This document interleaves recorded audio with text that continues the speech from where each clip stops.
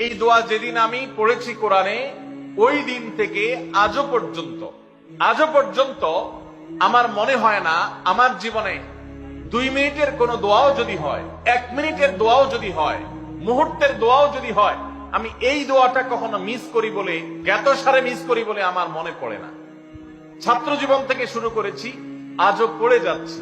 আলহামদুলিল্লাহ, আল্লাহর কাছে শুকরিয়া আদায় করে আপনাদেরকে বলতে পারি, এই দোয়ার সুফল আমি নিজের চোখে দেখেছি, আমি নিজে ভোগ করছি। এজন্য আপনাদেরকে আমি বলতে চাই, বিবাহিত হন কিংবা অবিবাহিত হন, আপনার দাম্পত্য জীবনের সুখের জন্য সর্বপ্রথম এবং প্রধান করণীয় হলো এই দোয়া। এর বাইরে আরো সাধারণভাবে আল্লাহ তাআলার কাছে দোয়া করতে থাকা, যেন আল্লাহ তাআলা আপনাকে এমন একজন জীবন সঙ্গী দেন।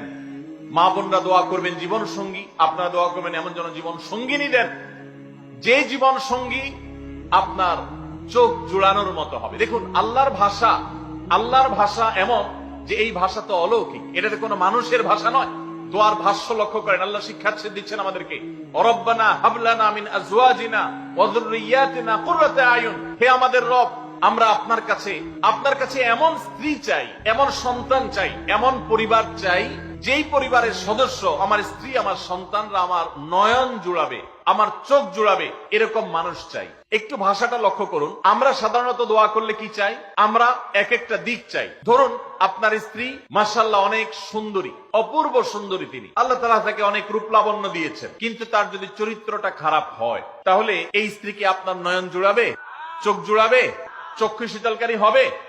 আপনার স্ত্রীর চরিত্র ভালো, দেখতে শুনতেও মাশাআল্লাহ সুন্দর, কিন্তু পড়ালেখা নাই, বুদ্ধি শুদ্ধি নাই, একটু বেকুব কিসিমের, তাহলে কি আপনার চোখ জুড়াবে?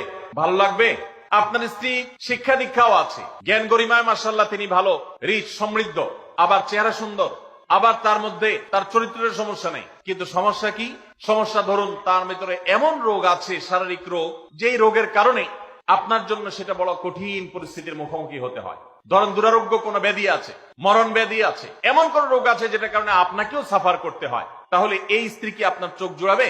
ঠিক একই কথা স্বামীর ক্ষেত্রে প্রযোজ্য, সন্তানের ক্ষেত্রে প্রযোজ্য। আল্লাহ তাআলা এমন একটা শব্দ শিক্ষা দিয়েছেন, দেখুন, আল্লাহর কাছে চাইতেও জানতে হয়।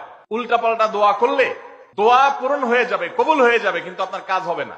অনেক যুবক আছে আল্লাহর কাছে দোয়া করে, আল্লাহ বেশি না, 1,05,000 টাকা চাই। কত? 1,05,000। অনেক যুবক লিখে দেয় আমাদেরকে, হুজুর দোয়া করবেন বেশি না, আমি আল্লাহর কাছে 1,05,000 টাকা চাই। আল্লাহরে টার্গেট দিয়ে দিছে, কত লাগবে? 5 লাখ। কেন? একটা বাইক কিনবে, যুবক মানুষ, রাস্তাঘাটে বাইক ছাড়া চললে ভালো লাগে না, আর একটা ভালো সেট কিনবে, না হলে ফেসবুক স্ট্যাটাস ভালো করে দেওয়া যায় না, ছবি তুলে দেওয়া যায় না। সাইফুল্লাহ ভাই ছবি তুলে দিতে বলছেন না, মাহফিলের ছবি তোলা যায় না। আর